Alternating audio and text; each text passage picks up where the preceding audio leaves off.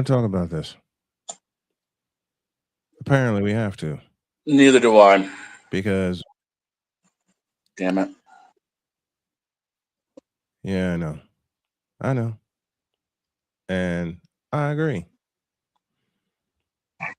I absolutely agree. Let's go. I can't do it. We'll do it live. Do it live! I'll write it and we'll do it live! Mister, will you please wake up? Wake up! Wake up! Wake up!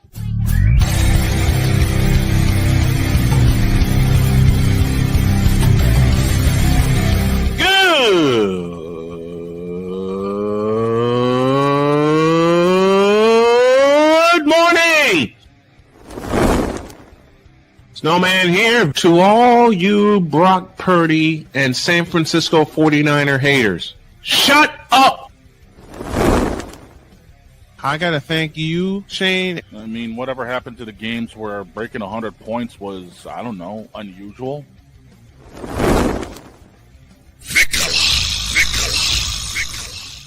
There was one word to sum up the All-Star weekend. Trays.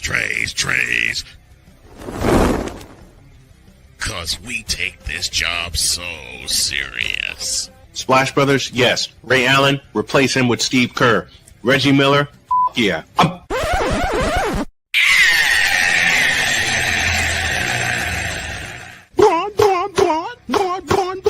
What in the all types of blue hell?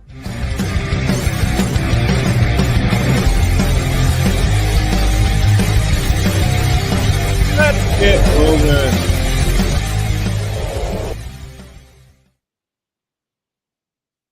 A game occurred last night where the prop bets were more exciting than the game itself. Thank you, Chris Dietz, for that. Good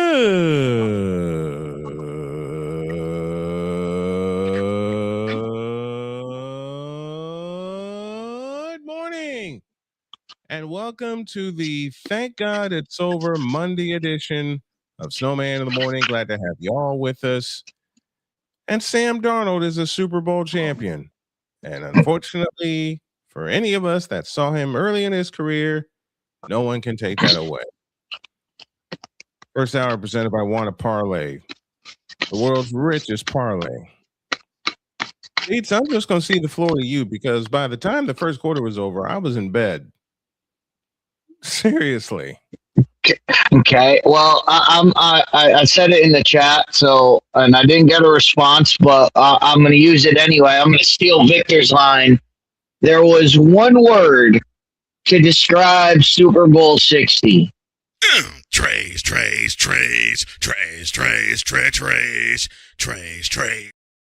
That's not the word. That's not the word, but there was one word, and it was uneventful. Mm-hmm. Every aspect of this game that you went for was uneventful. Mm-hmm. You know, the pregame. Well, there wasn't much fanfare in the pregame. There wasn't much fanfare in the first half. There wasn't much fanfare in the commercials. There wasn't much fanfare in the halftime show, and there wasn't much. It kind of trickled onto the field. It was nothing. Nothing really happened that made you go, "Oh!" Like made you jump out of your seat. And I was thinking about what Super Bowl do we use to compare this to? And 11. You can go back all the years. And you can think back to all the years of the Super Bowl, at least I can, going back to at least 25, maybe even before that. Mm-hmm. You know, but my mind always goes back to 25. There was always a moment that you could go back to and go, that was a Super Bowl moment. That was a moment. And this game kind of brought memories of, I don't know the number, but the Sean McVay Rams against the Patriots 53. when it was a a defensive struggle in the first half, and everybody said, "Oh, this game is so boring." But in that game, you had Devin McCourty make one of the greatest plays in Super Bowl history, and you could always go back to that and go, "That was an amazing play. That play stood out." What stood out from this Super Bowl 60? Absolutely nothing. Like Kenneth Walker running for 30 yards. That was it. That was all you had. I watched a video from one of my buddies, Jaguar Gator 9, and he compared this to Super Bowl 11. And with what you just said, Dietz, about having the Super Bowl having no moments stand out, even in Super Bowl 11 with the Oakland Raiders and the Minnesota Vikings, you had Willie Brown with a 75-yard interception return for a touchdown. That was a Super Bowl moment. And that's the moment that always gets replayed when they put a Super Bowl montage together.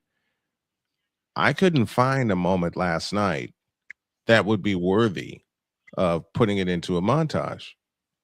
No, and even the late pick six was not even it was not even an eventful play. It was like an afterthought. It was like, oh, they're just tacking on. Okay.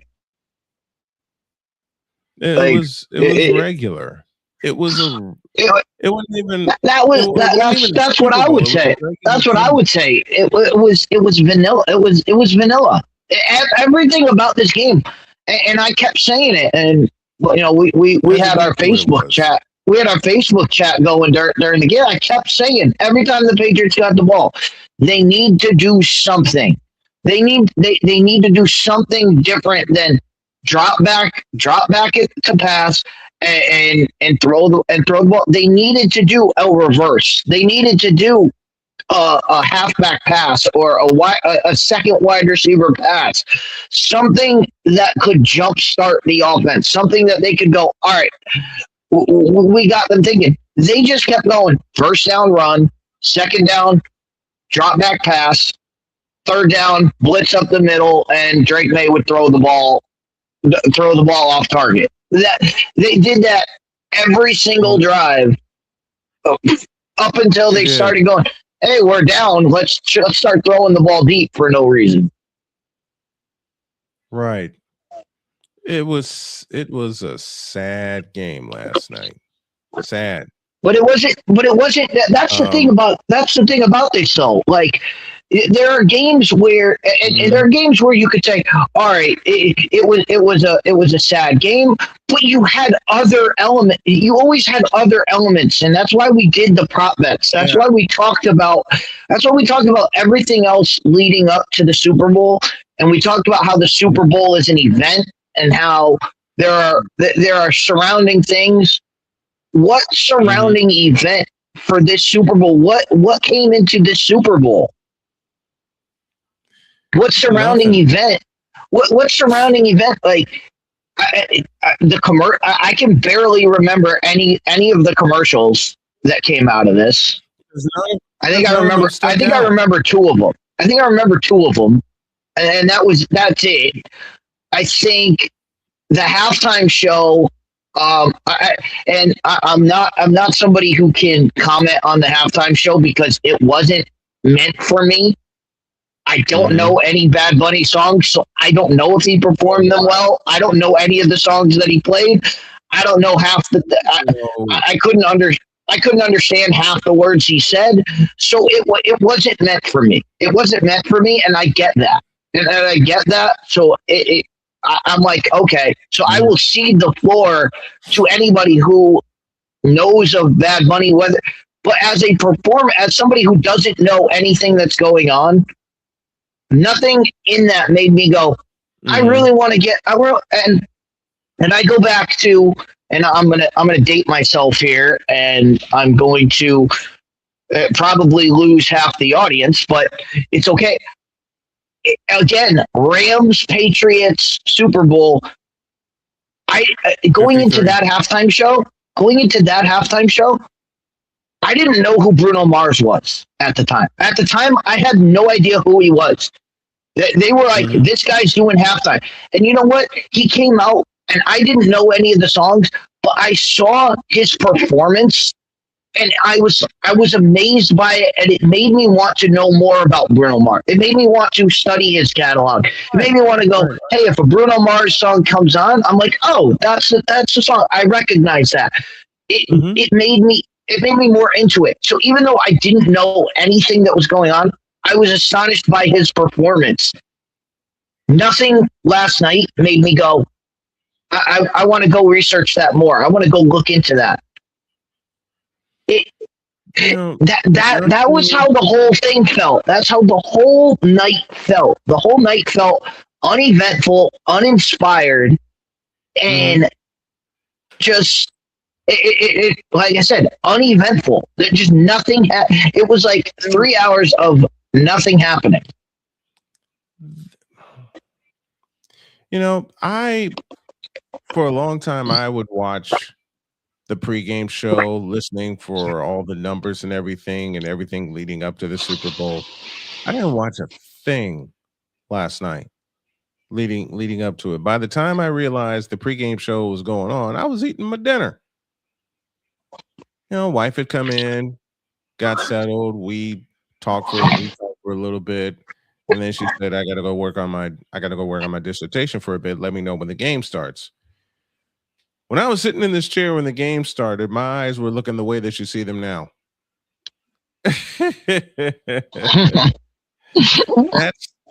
And Deets, you know me. If I'm tired when I'm doing a game call, I'm gonna stop it. And we can get into this later. This is when I knew that this game was, as I said, uneventful and uninspiring. Speaking of uneventful, just a moment, Deets. Just speaking of uneventful, you can't call this uneventful, can you? Oh, look at this! Look at this regal. This is the regalness here. This is more royal than whatever the hell went on last night in the Super Bowl in Santa Clara. Hi, everyone. A halftime show. Damien, listen. Give me this camera. Damien, listen to me. Listen to me carefully, okay? And I'm going to say it right here. The Super Bowl halftime show, as far as I'm concerned, was nothing. Matter of fact, I got a song for that. I played it earlier, but then Deets stopped me saying, no, that wasn't it. It's for this. Trays.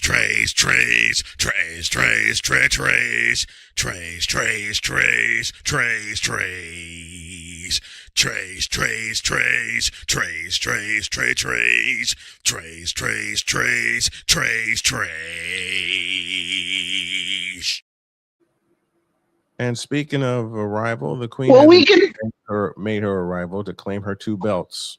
We could say that it's trash though. But like I said, I have no idea. I have no frame of reference to whether that was a good performance or whether that was Bad Bunny performing Bad Bunny. You know, but to the NFL.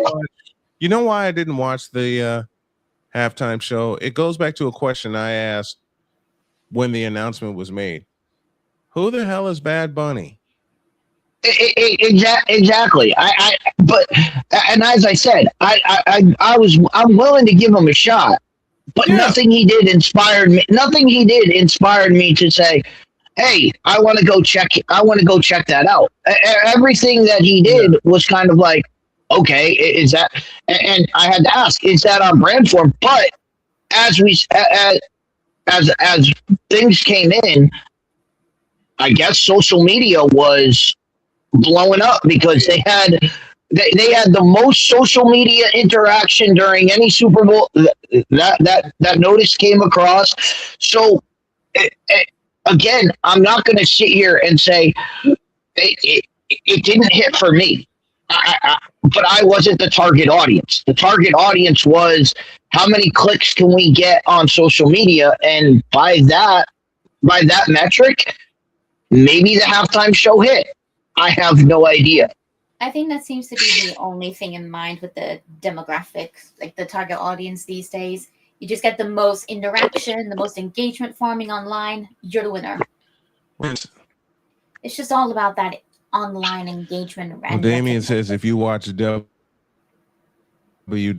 you would know. No, I watch WWE, and I know Bad Bunny. I know Bad Bunny from WWE, and he was ruining WWE until Travis Scott said, "Hold my beer," and decided to take that.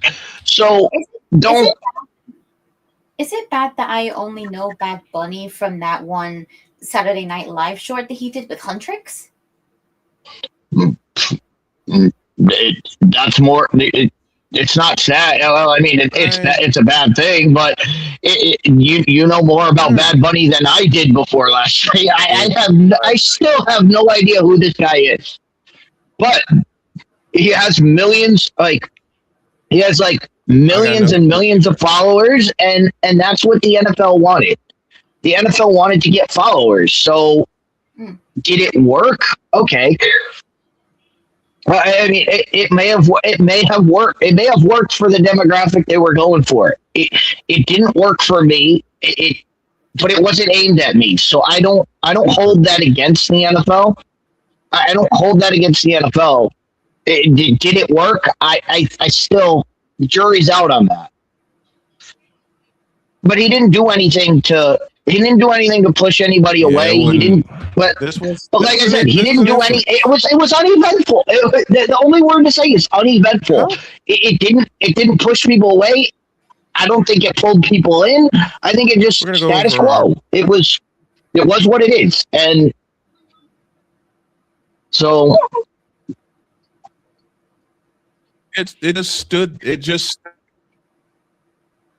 just stood there. That's as far as. But still, man, you would like the point I was just making. The way I knew that this Super Bowl was uneventful, the best conversation we had during the game was whether or not Michael Jordan is the best basketball player as opposed to the greatest basketball player. That was the best conversation. That was the best argument we had at the bar during the game. Nobody talked about the game. Nobody talked about what was happening on the screen. Nobody cared about the game. We were having off-brand conversations. Was it really that bad last night? You know it's bad, though? Go on, then. Yeah, go ahead. Nope.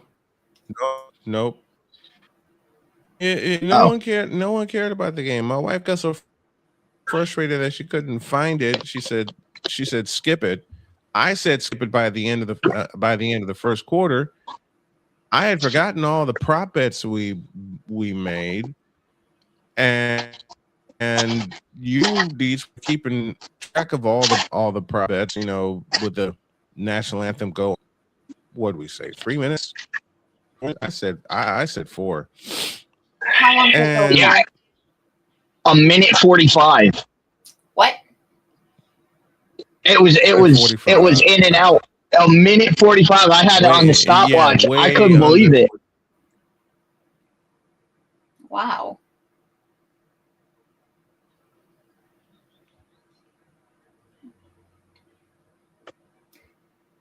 But it wasn't that the game. It's not hatred. It's disinterest.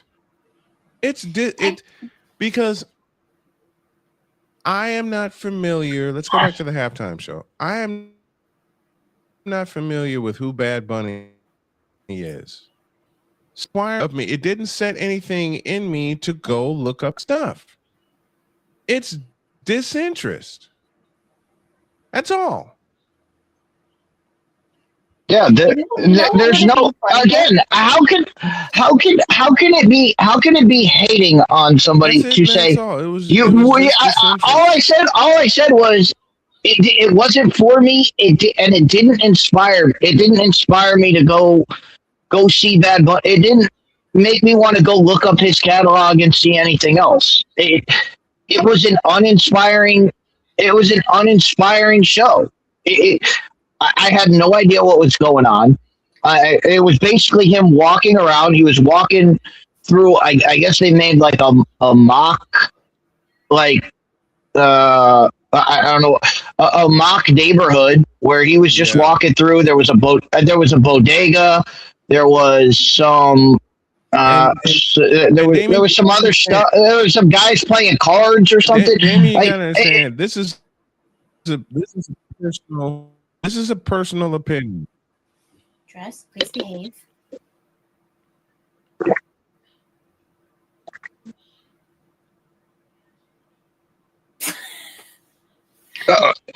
No, that's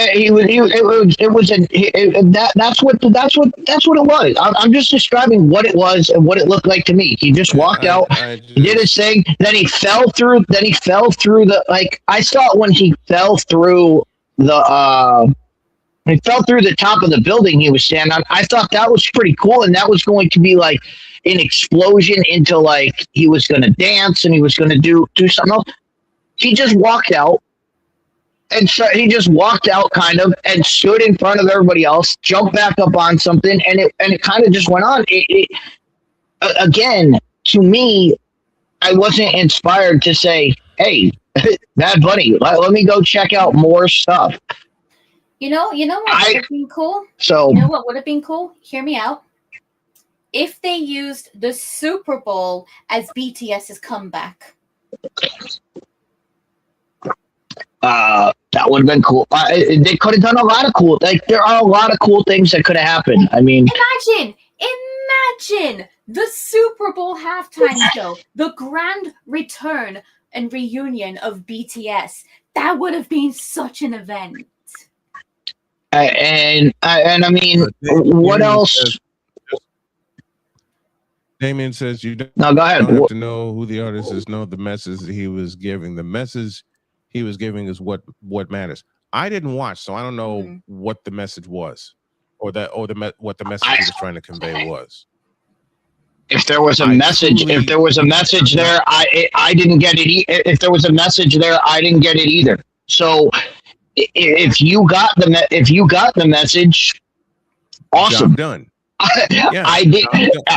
I watched the entire thing. I missed little bits of it while I was grabbing some pasta from the all you can eat buffet. But if there was a message, I didn't get. It didn't strike. It didn't hit me. Mm-hmm. So listen. I made the decision not to watch. And I will admit, because of recency bias, because I have not been entertained by a halftime show in a long time. I was looking at the entertainment factor of it, and I made the decision not to watch. Okay? I made that decision. If there was a message, and if you got the message, that's wonderful. Then the entertainment aspect did its job. And now Damien says the message was saying the world should have love and not hate. Man, that's a message that should have been conveyed a long time ago, well before this. That message has been going. That message has been going on since the 1970s, man. 1969, Woodstock, peace and love. Like what? So I mean, that's a message. That's a message that's been told since the beginning of time. Like also, yes, and unfortunately, there has been very little to keep it going, especially given the state of the world now. Also, just want to answer. Jen, Vic's you wanted to question add something. So. Yeah, just wanted to answer Vic's question really quick. He asked who BTS is. Mm-hmm. So BTS is like the biggest boy group in the entire world.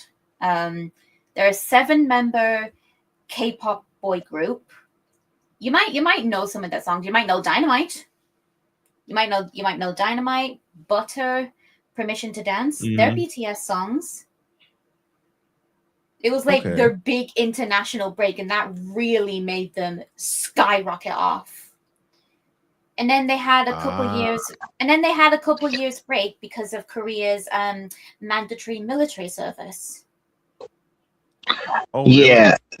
I was just trying to think. I was trying to think of the one BTS song that I know, but it'll come to me probably when I'm asleep later. It'll come to me, but yeah, it's probably when the best things come to you when you're asleep.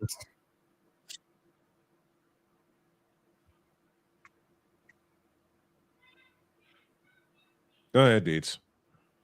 But that's all we're saying. And I already prefaced this, so if you want to call it hating on it, I prefaced it by saying I understand that it's not targeted towards me. It wasn't targeted towards me.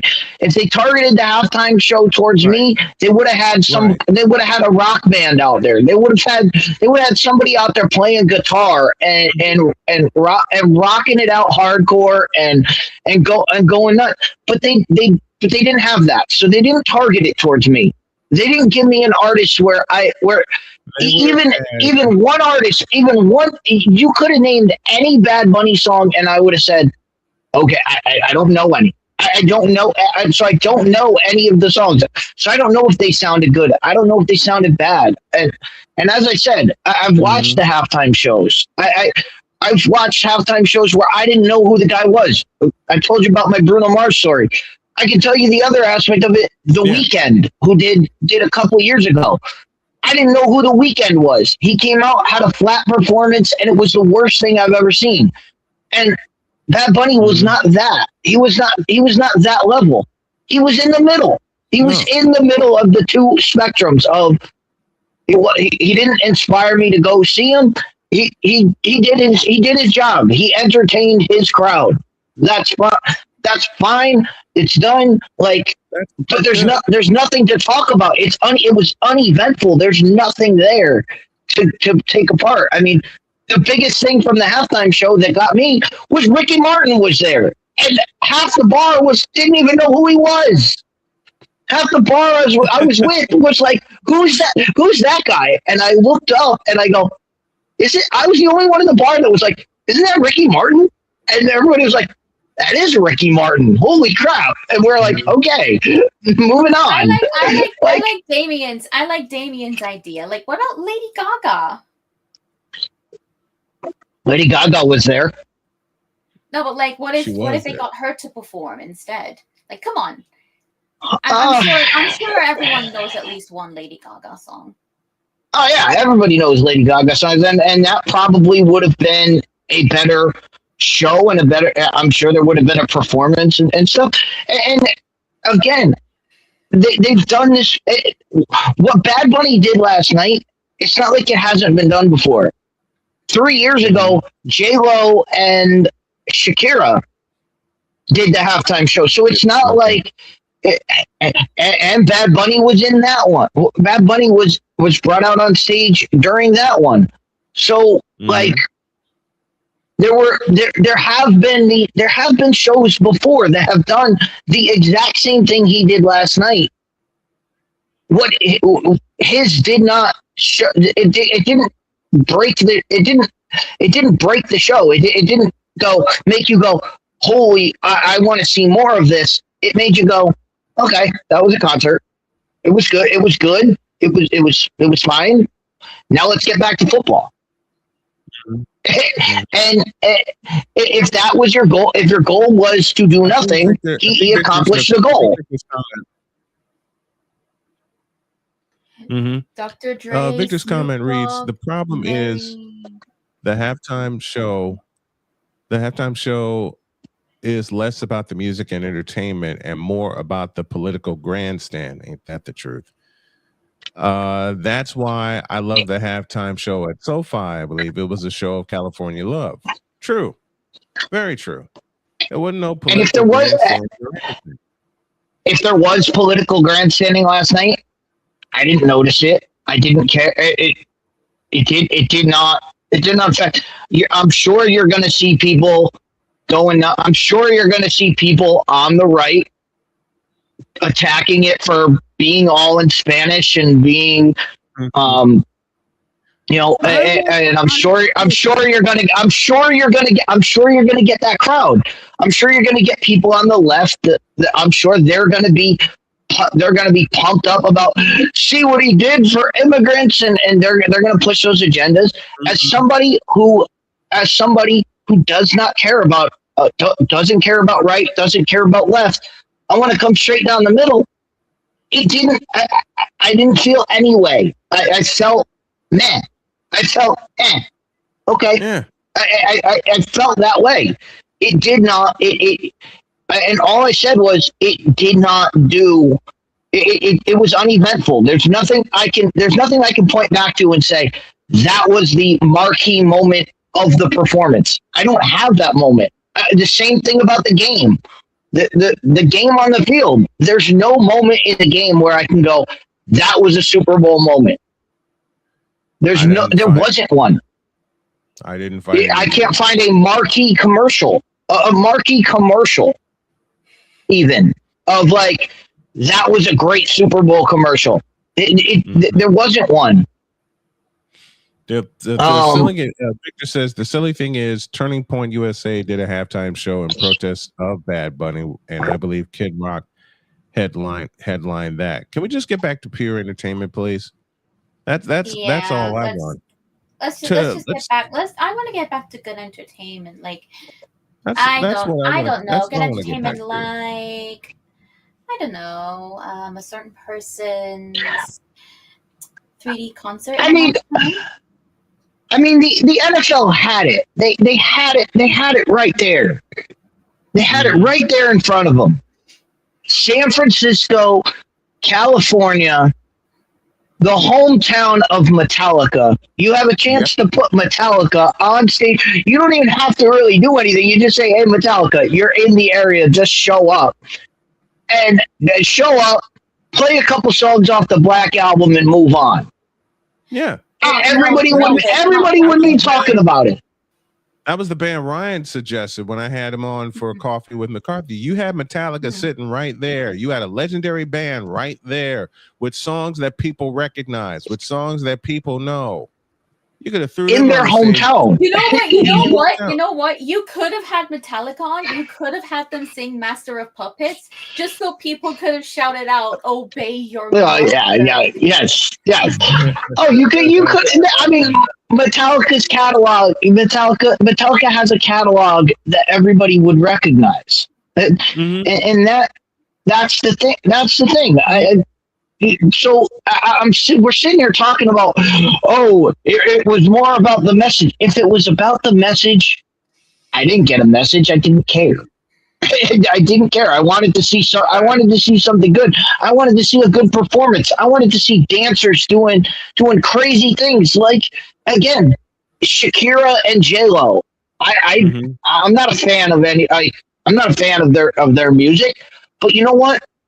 When I was watching their halftime performance and watching dancers on the sides doing like ribbon flips and stuff and all the stuff that was going on stage, that was entertaining. It was, you could go, that was an amazing. What are we pointing to that was amazing last night? There wasn't anything. It was just done. It was just performed.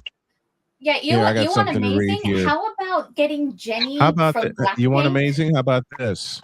From the dog. This shameless plug of Jen's MMD on March 12th is brought to you by Dogfather's Gaming Bar and Nightclub. We aren't a media front. I swear. Don't look at the books. There. Yeah, shameless plug of my 3D MMD concert in March.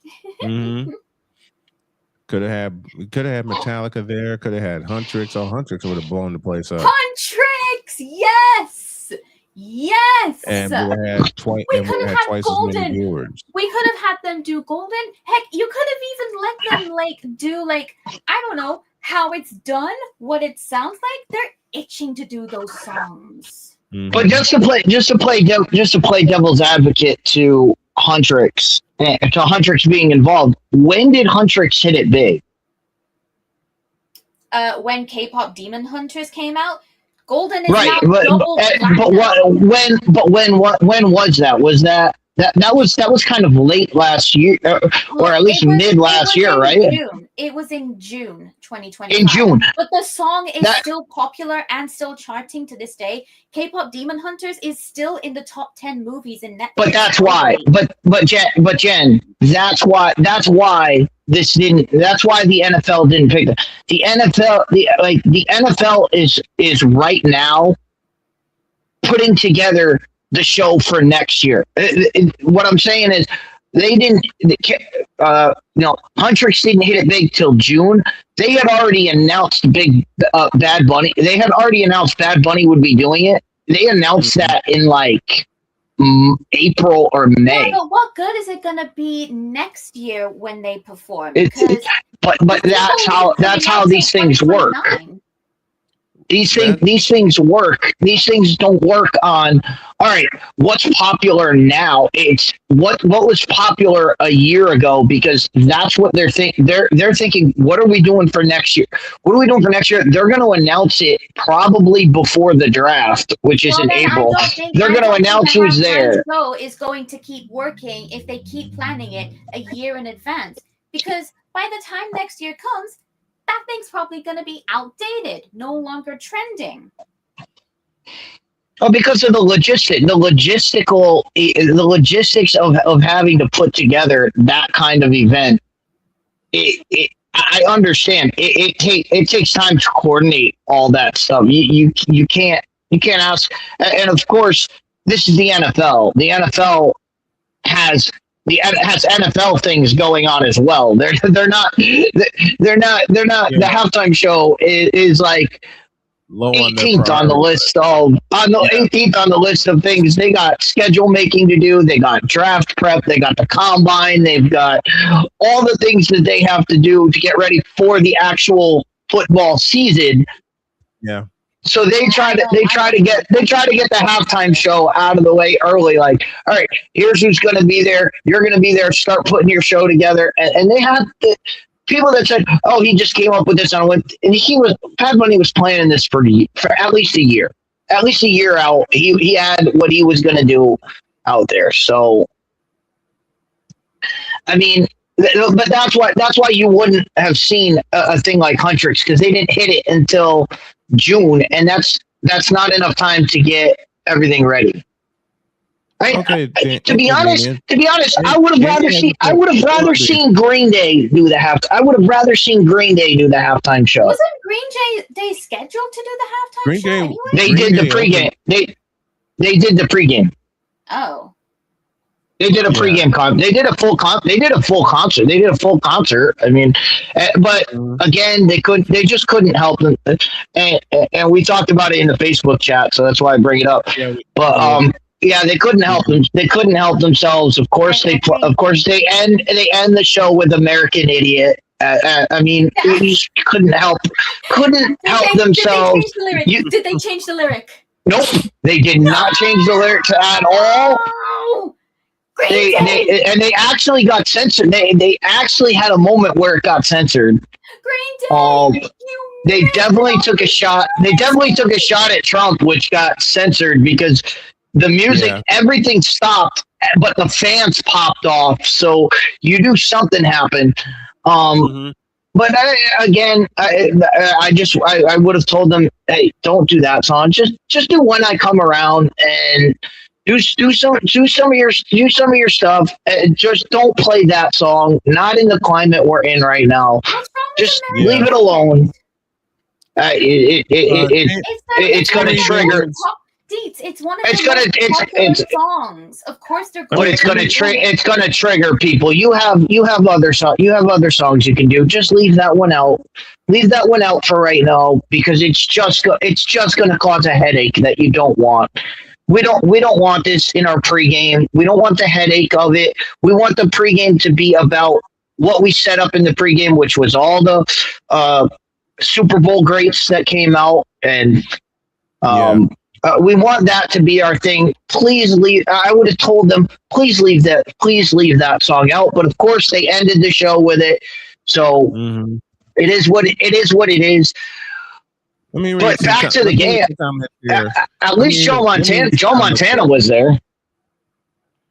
That's about the only thing I watched, honestly. Let me read some comments here. Damien says, question, was Michael Jackson halftime show better because he was doing the same thing that Bad Bunny was doing and everyone got his message? Michael Jackson was entertaining the folks in Pasadena, California. Michael Jackson's also the greatest entertainer of all time. So King of Pop. Yes, and everybody was clamoring for Michael Jackson to do a halftime show for years. Years. Yep. They wanted Michael Jackson. So they yes, that was entertainment just because it was Michael Jackson. It was anticipated for years. I'd love to see Jenny or Lisa from Blackpink do the halftime show. I would love to see that. Could you imagine if we get a whole performance of Like Jenny? Oh my gosh. I would love that so much. Victor says, and Goodell misses more than Shador from the 10-yard line, or like Kevin Stefanski pulling Shador on a 2-point conversion.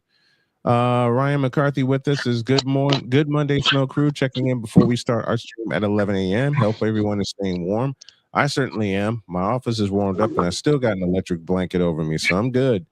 Dog says Green Day did the pregame but took a shot at the government. Not surprised. Victor Locke says, good morning, supervillain. I didn't get that right, Victor. I butchered it. I'm sorry.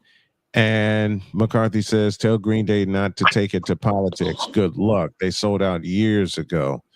Victor Locke says, it's going to divide people again. McCarthy says, Michael Jordan's halftime show was the greatest Super Bowl halftime show ever. Close second, Bruno Mars. I'll agree with that.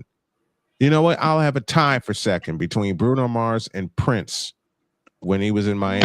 Prince, I was gonna say Prince has to be up there. I mean, for me personally, and for me personally, and again, I was 13? No, I was probably 16, 17 years old at the time. Are you dating yourself again? Probably.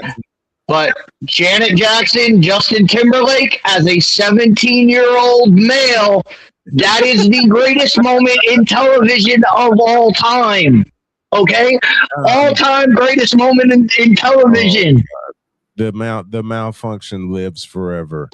Victor Locke says Bad Bunny is nowhere near the caliber of Michael Jackson. That I'll agree with, and I don't even know his catalog, and I don't want to know. It was McCarthy says it was -9 degrees when I left my house to get blood work this morning. Thankfully, this cold snap will end soon. It's ending here pretty soon. Okay, Big Dog goes MJ, Bruno, Avengers, in SoFi, Prince, my top 4. Hear me out. I can live with that.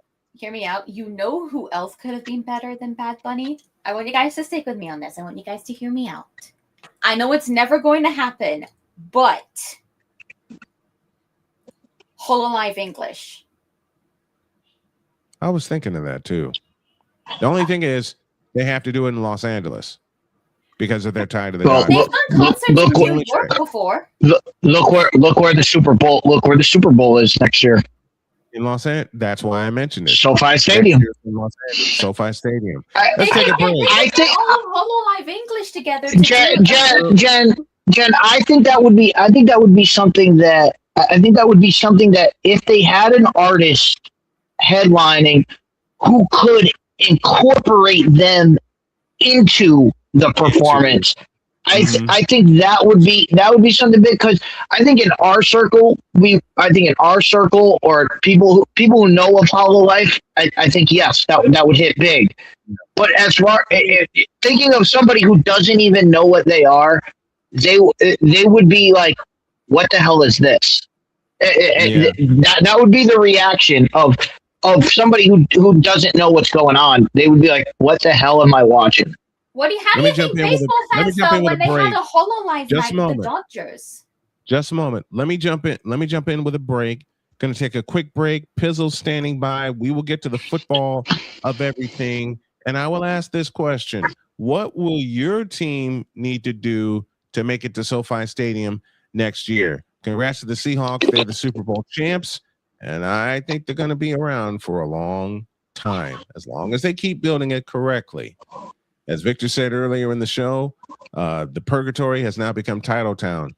Oh, there's a question we can lead into the break with. Which team is the new Purgatory? I think we all have a few answers. Snowman in the morning, back in the deuce.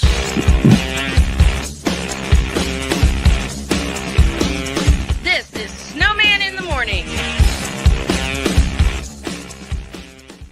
Jason, let's go see your room.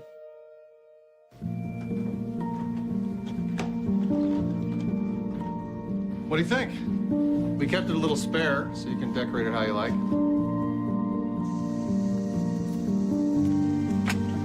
Dinner. Go. Excellent.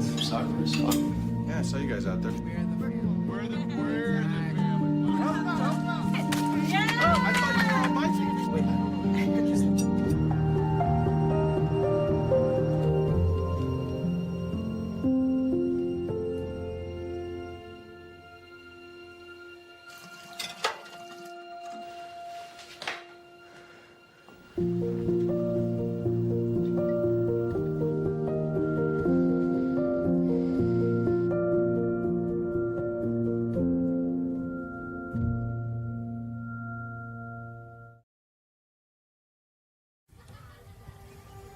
Owen, let's talk for a second. Hi, Ellen. Come on in. When you came into my life, it was a whirlwind. I just can't do it. It'll come to you. It won't. We had a lot to learn about each other. A lot. Hey, looks good. Things were changing so quickly. We didn't know what the future would hold. Any of us. I just wish you felt more at home now. But we knew you would always be a part of it. Adopting you was the best decision in our life. And I'm so proud to call you my son.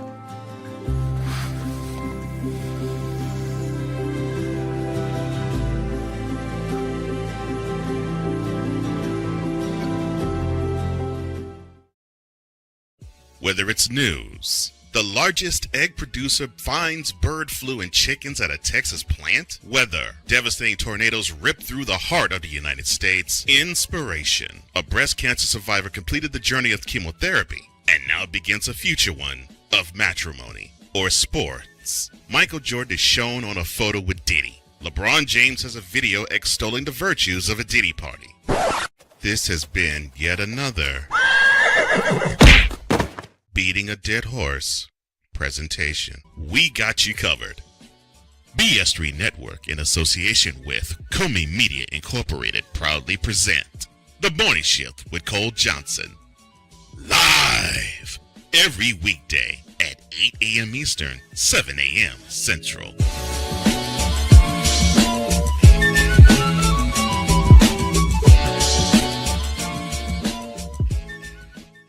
Cause we take this job so serious. And Father O'Shaughnessy need to go to hell. That's what he needs. What did Father O'Shaughnessy do? I quit. We're done here. I'm done. We're out of here. What in the all types of blue hell? This is Snowman in the morning.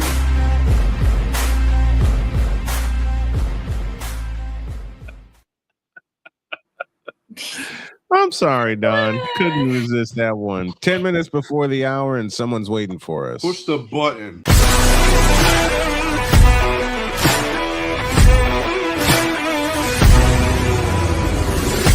Football freaks, gridiron geeks. Bottoms up. Oh boy. Well, that game sucked. Dr. K? Yeah, it did. I'm sorry. Oh, hell no. Snowman, I'm sorry. Well, that game sucked. Yeah, it did. Oh, Now get out my face, you thirsty bitches.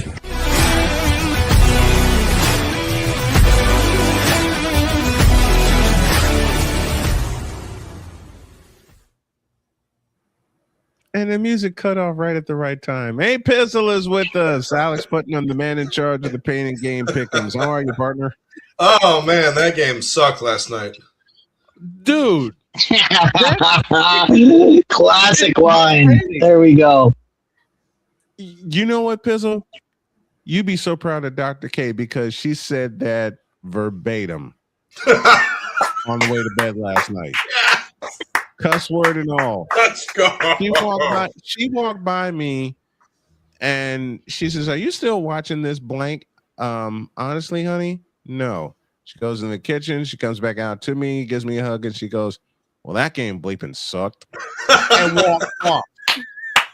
Well, and walked off. As far as the game is considered, and I wish Dog was here. I wish Dog was here for this. But another thing we had a conversation about at the bar, NFL.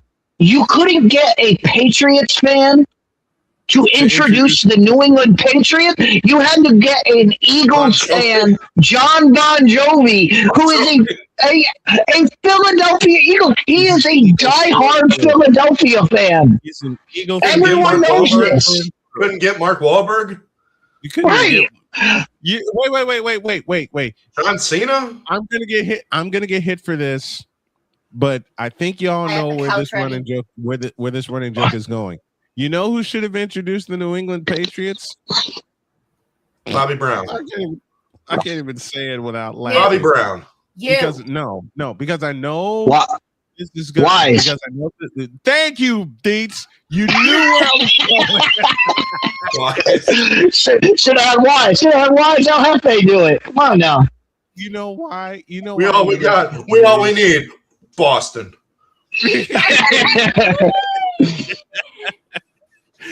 But that was the first thing. The first thing that comes up. They're like, and now to introduce the Patriots, John Bon Jovi. And I said it out loud at the bar.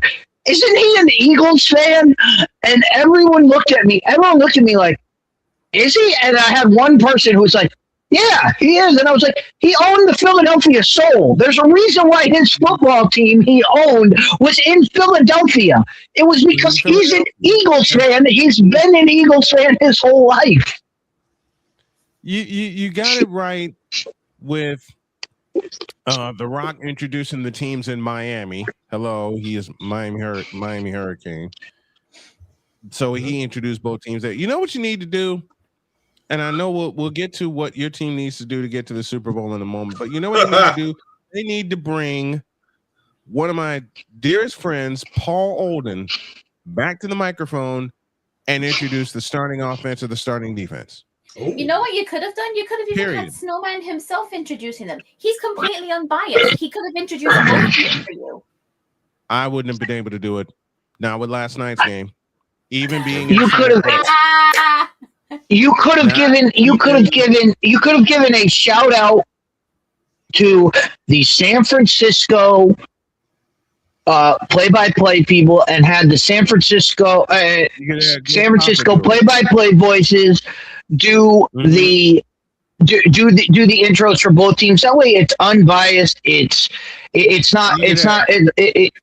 You could have had them introduce, and you're giving love to the city that you're in, the stadium you're in, and not just the teams that are there. You're giving love to the place you are. And that's a great suggestion because Greg Papa beat cancer also. Yes, he did. Yeah, and Greg Papa is a known voice. It is a known voice. It's a known voice in the Bay Area because for 18 years he was the voice of the Raiders when they were in Oakland. Mm-hmm. And now he's a known voice globally. He's done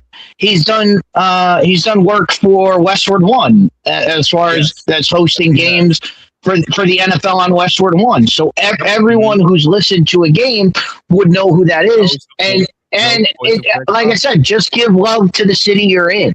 Give love to the place you are. It only makes sense. Now I don't know if Chris Pratt is a Seattle fan, but he did a good job introducing. I just know that John Bon Jovi is an Eagles fan, so that made no sense. Yeah, John Bon Jovi introducing the Patriots. How wrong? How wrong is that?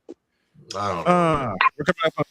We're coming up on the top of the hour. You know the greatest piece of homage I saw last night? They had the greatest quarterback of all time do the coin toss. Yes. I was good. And everybody else is in a suit. And everybody else is in a suit. And Joe Montana, Joe Cool is just out there black t-shirt, and just like he rolled out and was like, "I'm coming, get out of the way." Wait a minute. I was gonna make a Caleb Williams joke, but okay. We'll do that we'll do that during the second hour. Our second hour is going to be, what does your team need to do to either get back to the Super Bowl or get to the Super Bowl, and we can eliminate the Cleveland Browns right now. Because they're the Cleveland Browns. Because Shedeur Sanders is their quarterback. Let's take our halftime break. And Pizzle, I'm going to lead off with you when we come back, because oh no! Wait! I got to do this one. Cleveland Browns make the Super Bowl. That's a lie.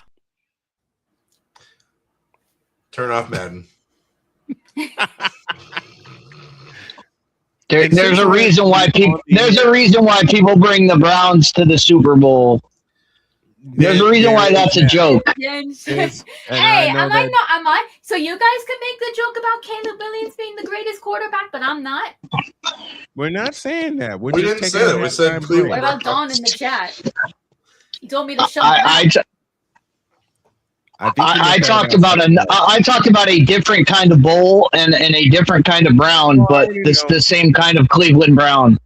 So I don't know where Caleb Williams got put into this. Before we go to break, It was a joke. Do you not remember the joke we keep making all the time here, Deep? oh yeah. Yeah, they keep making it in the chat. They keep making it in the chat. It's been in the chat since we started the show. Yeah, I was gonna make that joke again when you said the greatest quarterback was the one doing the coin toss, and I was gonna say, oh, Caleb Williams is there. Caleb Williams. Caleb Williams, shut your mouth. There it is. All right, it's halftime, and we'll talk about what teams need to do to get to the big game. And as I say, we can eliminate the Cleveland Browns right now. Second hour, Snowman in the morning. Back in a minute.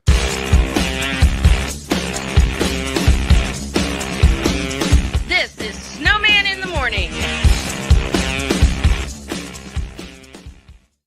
Whether it's news, the largest egg producer finds bird flu in chickens at a Texas plant, weather, devastating tornadoes rip through the heart of the United States, inspiration, a breast cancer survivor completed the journey of chemotherapy and now begins a future one of matrimony or sports. Michael Jordan is shown on a photo with Diddy. LeBron James has a video extolling the virtues of a Diddy party. This has been yet another beating a dead horse presentation. We got you covered. BS3 Network, in association with Comey Media Incorporated, proudly present The Morning Shift with Cole Johnson. Live every weekday at 8 a.m. Eastern, 7 a.m. Central.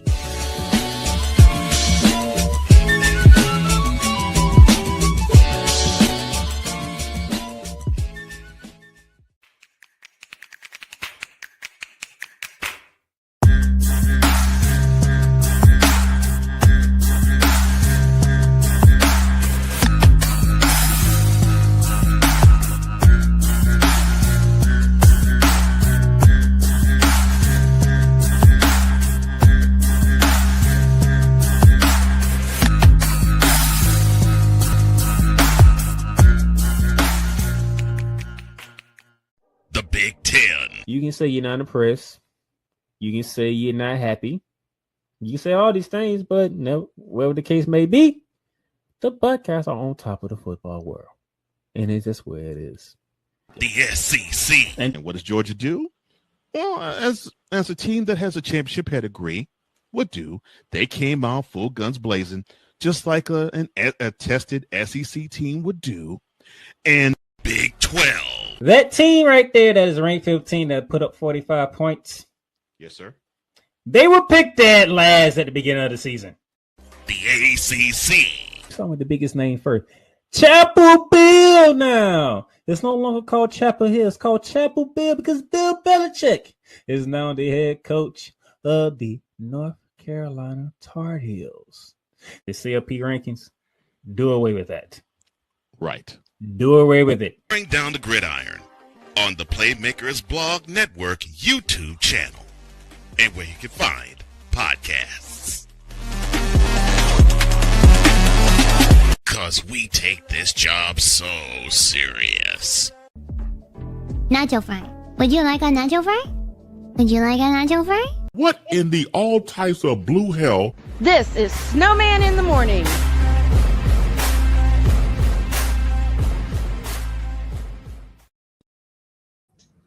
I want a nacho fry, Kura. Of course you would. We owe y'all an ID. This is Snowman in the Morning, and I can't stop laughing. It's the Worldwide Sports Radio Network. You're listening to WJKS-DB, your Hoosier Sports Home and Indiana Sports Hub play-by-play voice. You're listening to WQVZ, 1700 AM Mission Radio.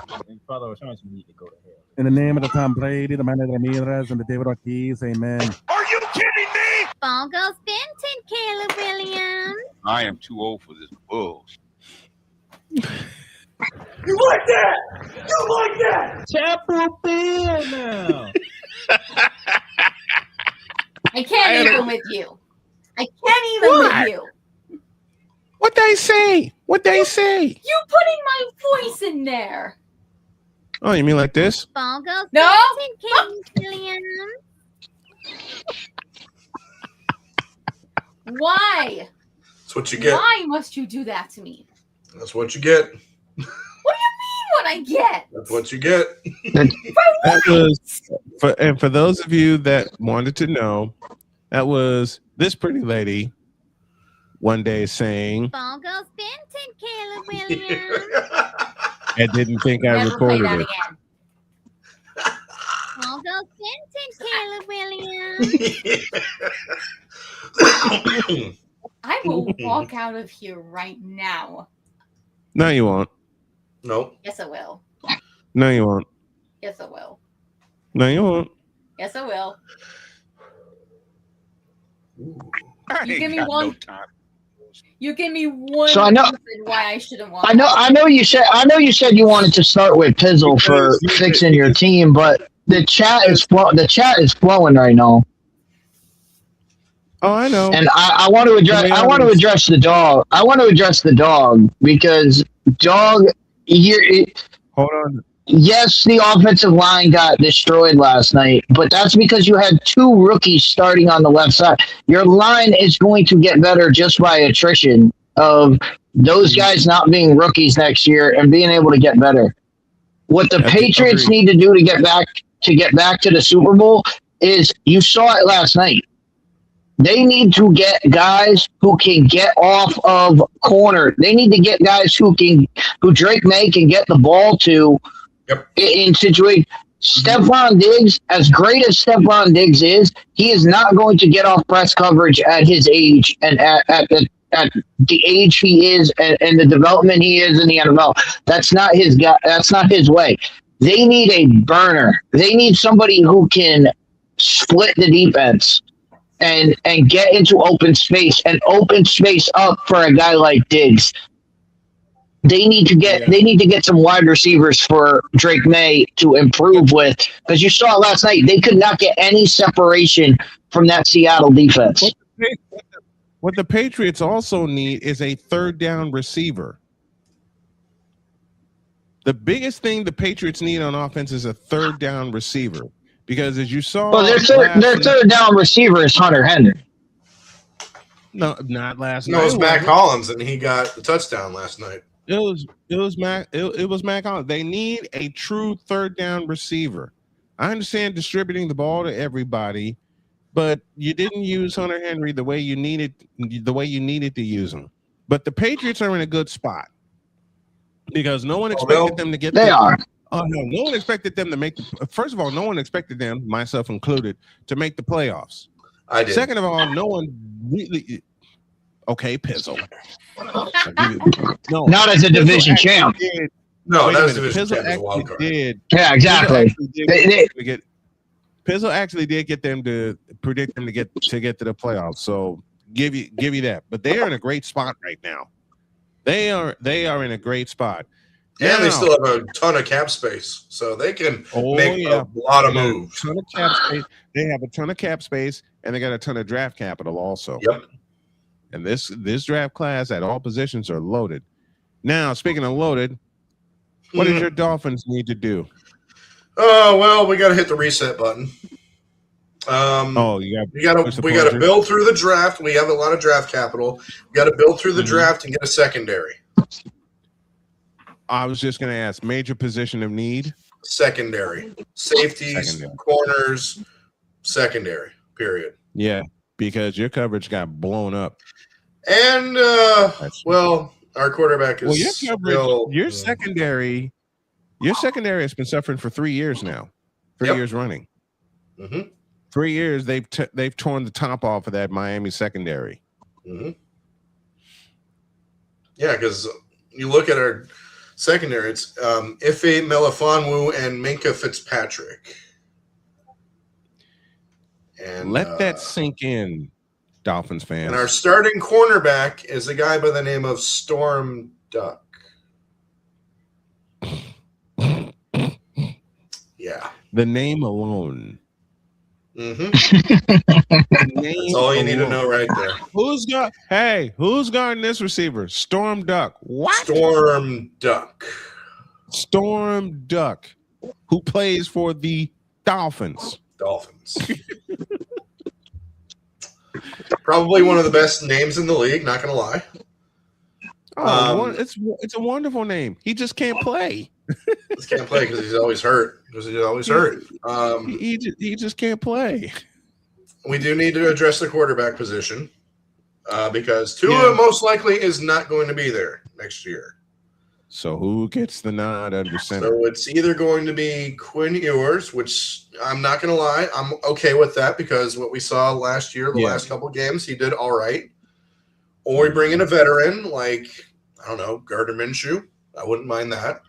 Malik Willis, because he knows Jeff Hafley. He knows John Eric Sullivan from the Packers. We could bring him down. We'll see. We're good at running back. We're good at receiver. Maybe right tackle because Austin Jackson is probably going to be gone as well. We're pretty good on the defensive line. Linebackers were all right. But we just need a few more pieces. Just a few more pieces. We should be back to where we need to be. You're probably going to need another number 2 receiver because we know Tyreek Hill.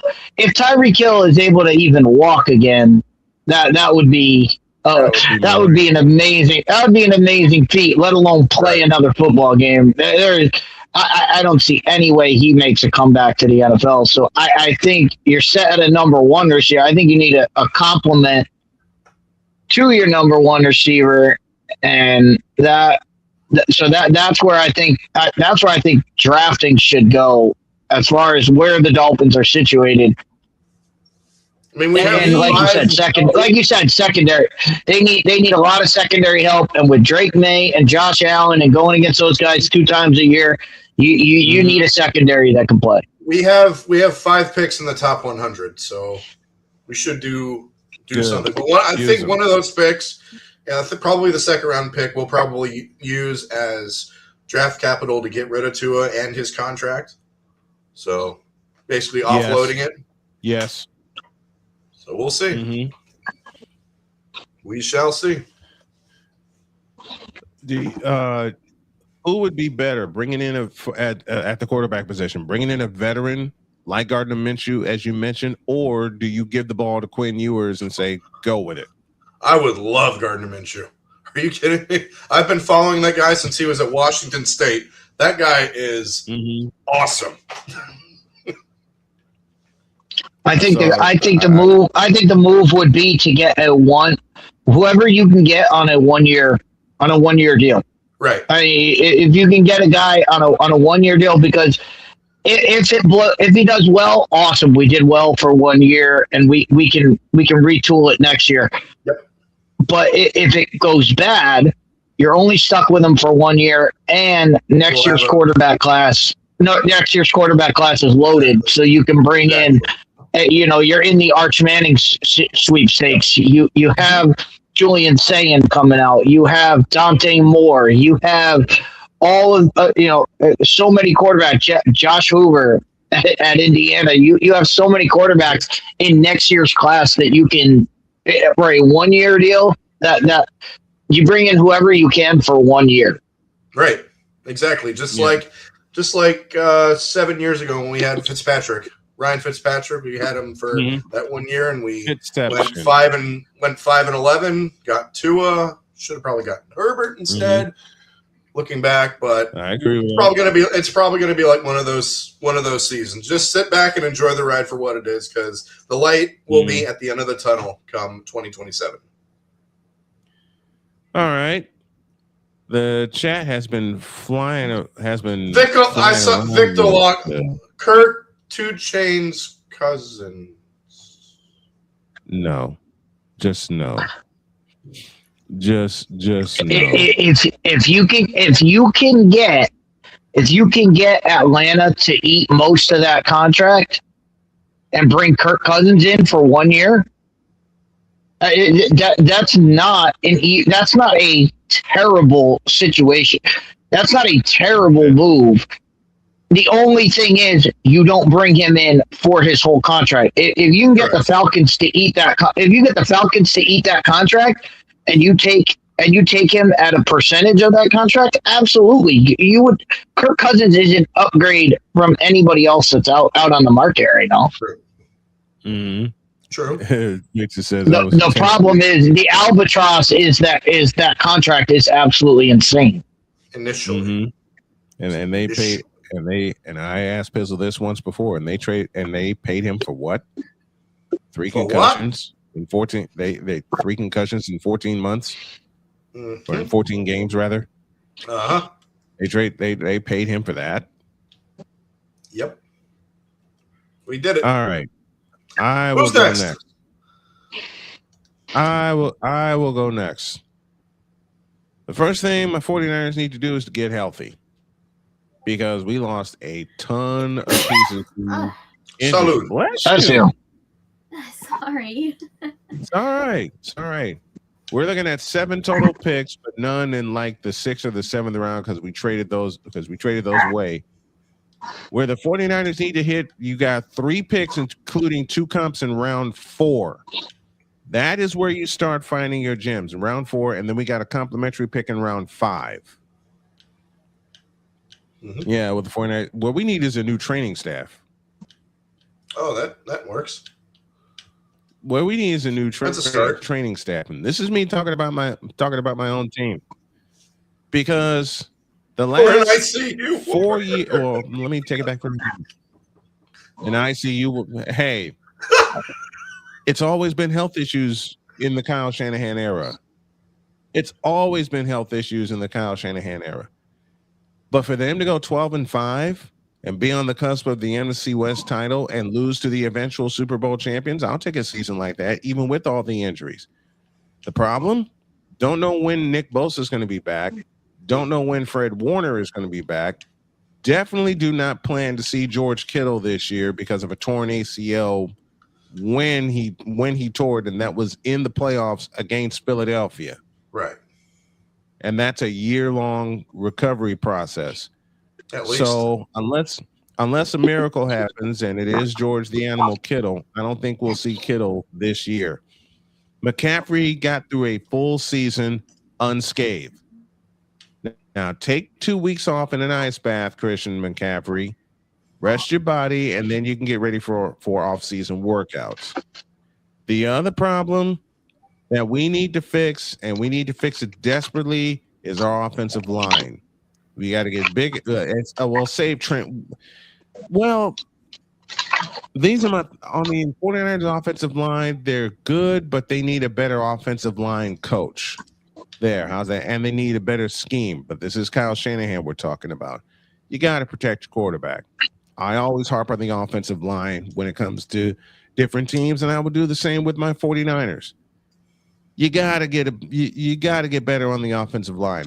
And the other thing that the 49ers need desperately is some depth. because they had none of it later in the season, especially when everybody wound up in the ICU or the hospital ward at Levi's Stadium. Biggest thing Niners need to fix, they need to get some depth, especially when your main pieces go down, because as it was exposed late in the season, even with the win in Philadelphia, we had nothing behind our starters. Nothing. And for us to pull out a win in Philadelphia, I'll take that. Nuth and Ing, exactly. We had that's a problem. That's a problem. That's the problem with the 49ers right now. Is how do you get depth? How do you get depth? Well, you get depth by bringing players in.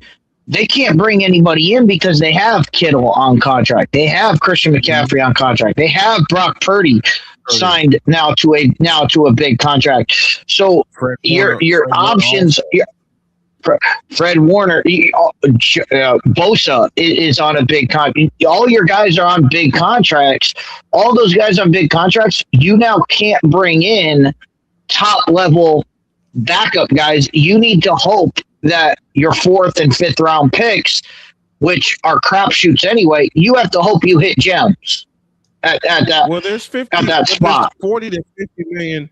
Well, there's 40 to 50 million available in cap space for San Francisco, thanks to a large void cap year, void year cap hits from major contracts like Nick Bosa's insurance policy kicking in and things like that. So they got the room. It's just going to depend on how many they can bring in.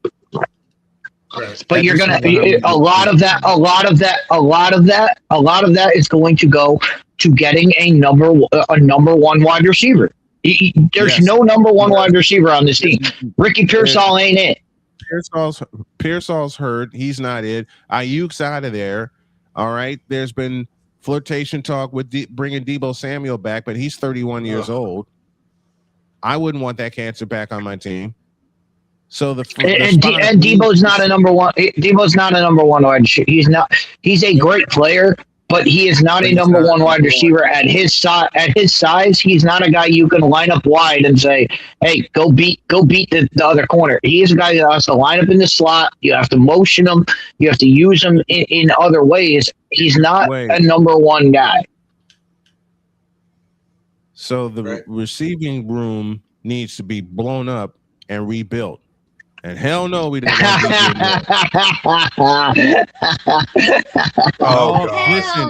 to Listen, Damian. Your Chicago Bears were stupid enough to pay DJ Moore. Your Chicago Bears are stupid enough to be stuck with him for the next 4 years. Hey, it worked the last time they brought somebody from Carolina. The last time they brought somebody from Carolina to the Bay Area, it worked out pretty well. True. So yeah, his name is Christian McCaffrey. and remember, DJ Moore. Your Chicago Bears risked mortgage blown up, yeeted away your entire future. Say it with me, ladies and gentlemen. For DJ Moore. And on top of that, now that I have the element available and I can really throw Mr. Damian Hernandez, and then Pizzo, get ready. You back the Brinks truck up twice. 2 times. For Caleb Williams. And that joke came about because of Ryan McCarthy. McCarthy gave me that joke, so I ran with it. All right. You mean the greatest quarterback of all time, Caleb Williams? Caleb Williams. Shut your mouth. Now that Dietz is here, I'm just going to see the floor to him about the Cowboys and see if Victor agrees with anything that he has to say. Go for it, Dietz. First of all, get a defensive coordinator that understands. Put somebody in the middle of the gosh darn field. That's the first thing. Second thing is get bodies in there who can actually be in the middle of the field. So meaning we need a lot of linebacker help. You go back to Cowboys teams that were promising. You look at who they had in the middle: Dexter Coakley, Sean Lee, and Paul Puzlesny. You had a lot of these. You had a lot of guys in the middle of the field who could delegate what to do on the defense. So get a guy in there who can play middle linebacker. Get some. You traded away your edge pass rusher, so you need edge pass rushing. But overall, what they need is secondary. They need secondary help. And look, I love Travion Diggs, but you need somebody else. Travion Diggs is great in man coverage, but you need somebody else who can help cover because he can't cover zones. He's not a zone player. He can't do it.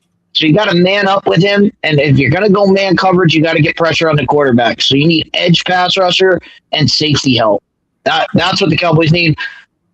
Running back, I know what everybody's going to say. They need a running back. Jadon Blue looked pretty good. They brought him in to do something, and they never used him till the last game of the season. So I don't know what he is yet. So he could be a good fit. But the things I would look for: middle linebacker, pass rush, and secondary.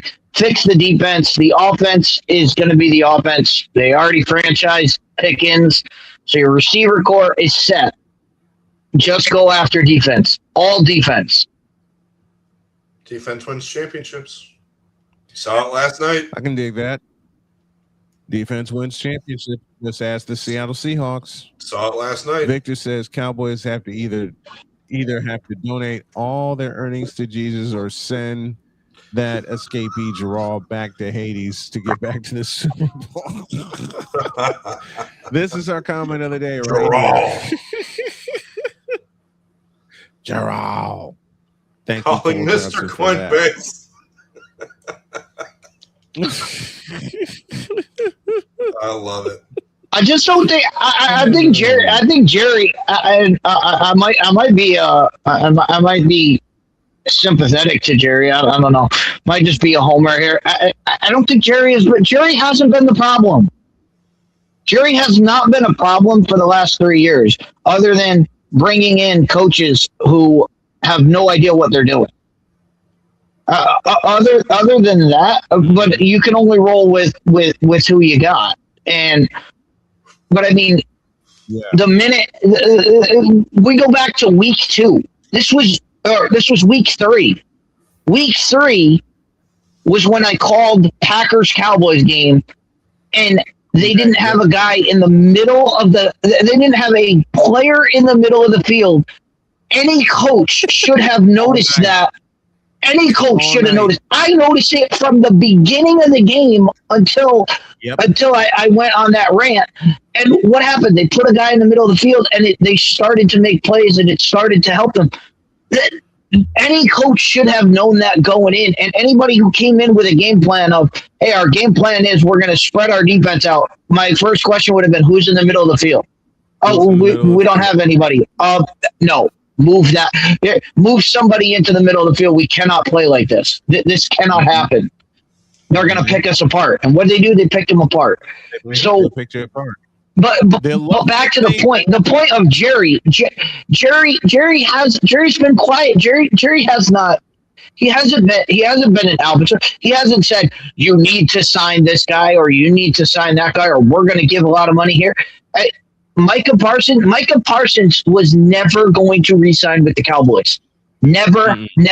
It was never going to happen. Jerry offered him the biggest contract in the history of the NFL, and he turned it down. Once he turned down the biggest contract, there's nothing you can do other than trade him. You either keep him on the team and let him sit there and sulk and do nothing for your team, or you trade him and get assets for him. So that's what they did.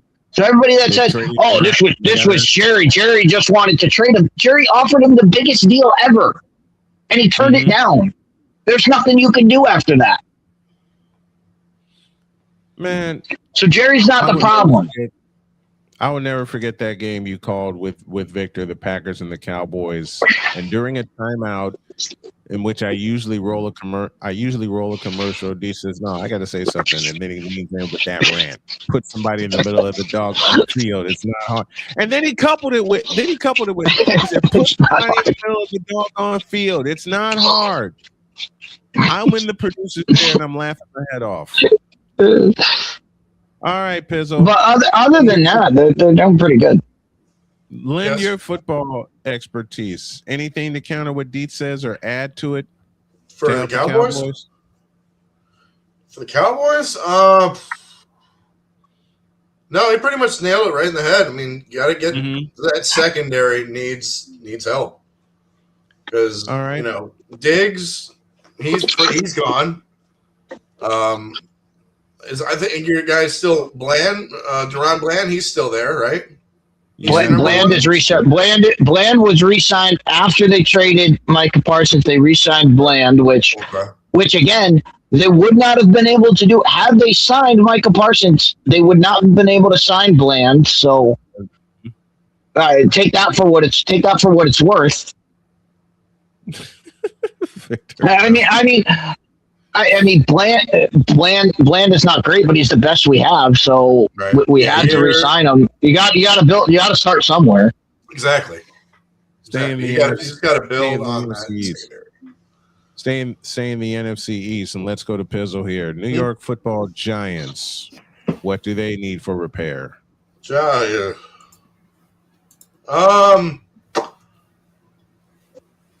Where do we start? Where do we start?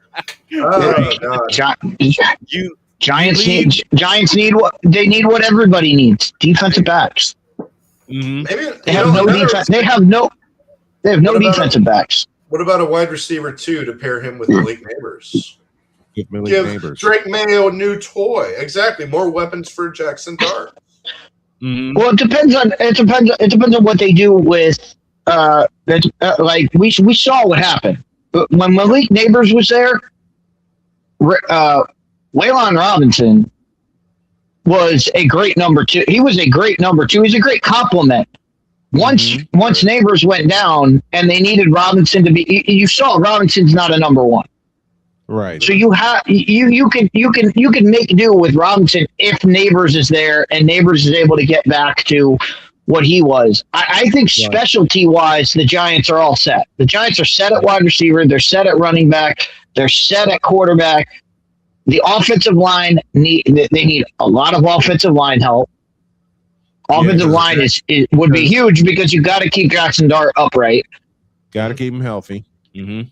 But in that division, and in that conference, you need guys who can cover. You need coverage guys. The Giants have a great defensive line. They have spent a lot of top picks on defensive linemen, whether it's Kayvon Thibodeau, Abdul Carter, Dexter Jackson, or the guy in the middle, the Clemson guy in the middle. They've got a great defensive line. Their defensive line is set. Their secondary is awful. Just watch the Cowboys the Cowboys game that went to overtime, and they got shredded. They need defensive backs, primarily safeties, but I would take any defensive back. And then you have the case of their offensive coordinator in Matt Nagy. Matt, I understand Damien's upset with Nagy because Nagy was a terrible head coach. But Nagy's a good offensive. He's a good offensive coordinator. Offensive coordinator, he can put a good offense together. He can put a good offense together, and with the pieces the Giants have, it'll be interesting to see what kind of an offense he has. Does he spread teams out? Does he allow Scarborough to bang inside? They have an interesting cast with the Giants where they can play smash mouth football, or they can spread you out with Malik Neighbors, Robinson. True. Maybe they bring in a low level wide receiver who's a burner and just try to get away with that. It'll be interesting, but we'll see. Let's take a break. Our final break of the morning. We'll keep going over what teams need to do to get to Los Angeles next year. And I'm going to have a little fun with Damian Hernandez. But first, tonight, SEC Women's Basketball Monday takes us to Vanderbilt as the Oklahoma Sooners, ranked number 11, take on the Vanderbilt Commodores, ranked number 7 from historic Memorial Gym in Tennessee. That is a 9 p.m. tip-off. I incorrectly said 7 there. So our pregame is 8:30. Okay. That's a 9 p.m. tip-off, and that's a feature game that we're going to have. We're going to have women's basketball all throughout the course of the week. Snowman in the Morning continues in a deuce.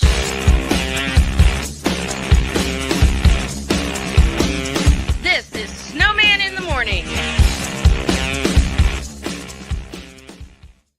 Whether it's news, the largest egg producer finds bird flu in chickens at a Texas plant, weather, devastating tornadoes rip through the heart of the United States, inspiration, a breast cancer survivor completed the journey of chemotherapy and now begins a future one of matrimony or sports. Michael Jordan is shown on a photo with Diddy. LeBron James has a video extolling the virtues of a Diddy party.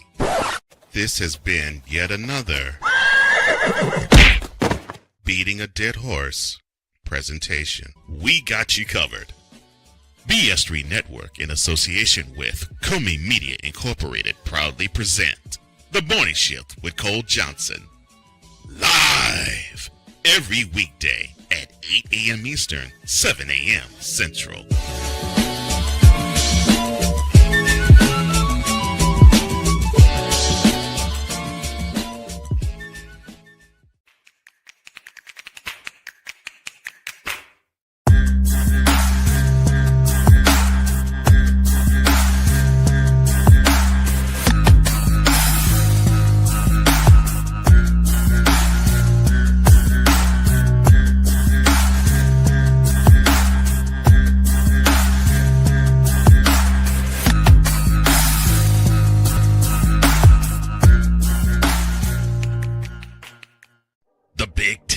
You can say you're not impressed.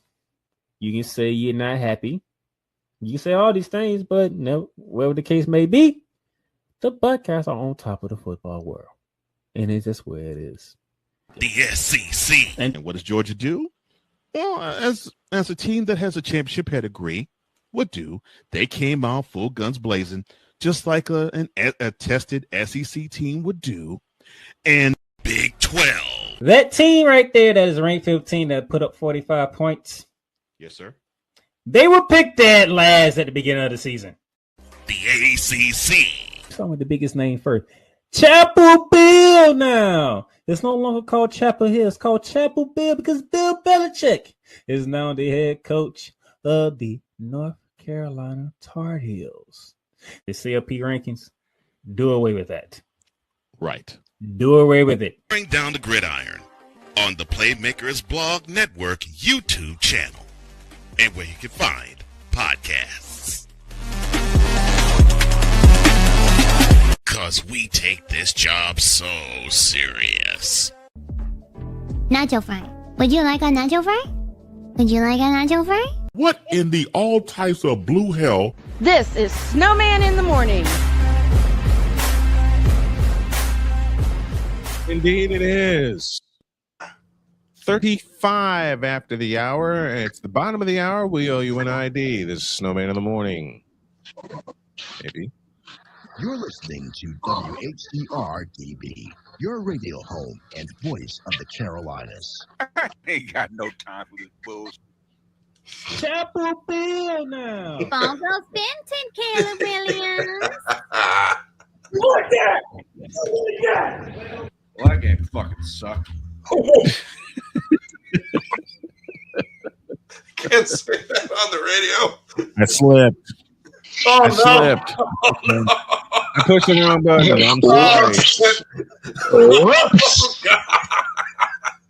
I apologize. I pushed the wrong button.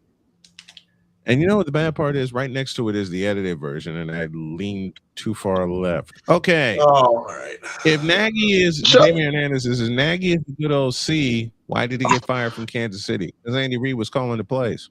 Yeah. That's because they wanted to get they wanted to go somewhere else. He needed to go somewhere else. Yeah, Nagy's a fine offensive coordinator, but I know you want to get into Damian Hernandez, but I think I'm going to step in and produce here. We've already done 4 teams in the. I think we finish up the East, and that way we have the rest of the week to go through division. Like we can go division by division. We've already done Miami and New England. We did Dallas and New York. Why not just finish up the East and then we're done? We don't have to talk about them. Yeah, true. I like that. Then let's go to Philadelphia. What do the Eagles need? And I'm going to troll a lot of Eagles fans, Deb included, by saying you need a new quarterback. How about last night? How about last night to intro the Olympics? The Summer Olympics next year? They have Jalen Hurts in a promo throwing the ball to light the torch, and I was like, Philadelphia went an entire half against Tampa Bay without throwing a pass for a reason. Having Jalen Hurts throw that ball just seemed like trolling. It seemed like they were trying to troll. Like, yeah, we'll let him throw this, but we ain't let him throw actual footballs. No. Then what does Philadelphia actually need?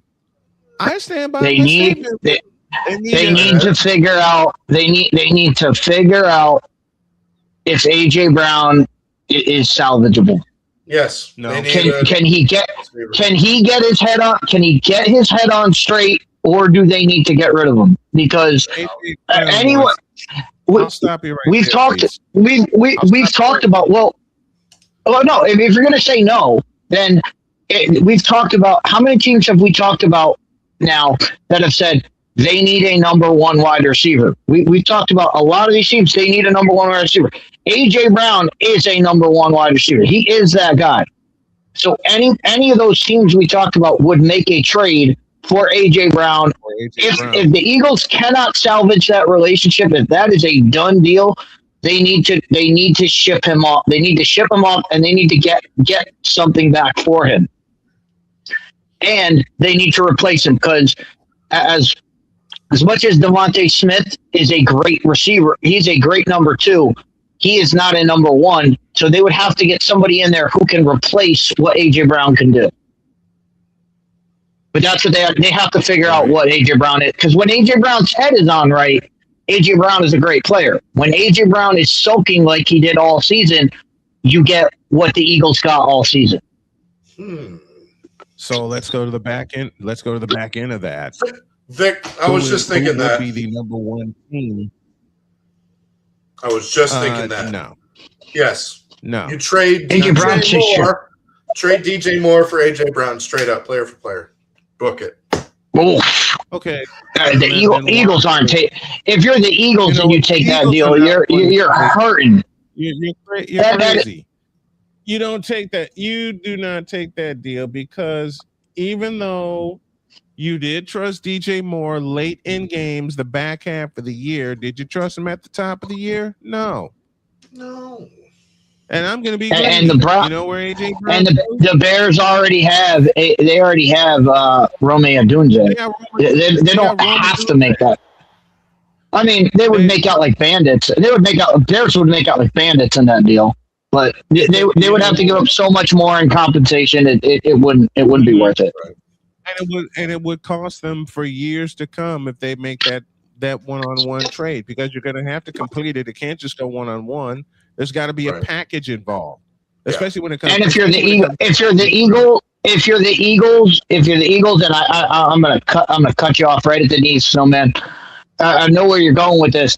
If you're the Eagles, send him out of the NFC. You do not want him in the NFC. You don't. You control where he goes. You do not send him to another NFC team.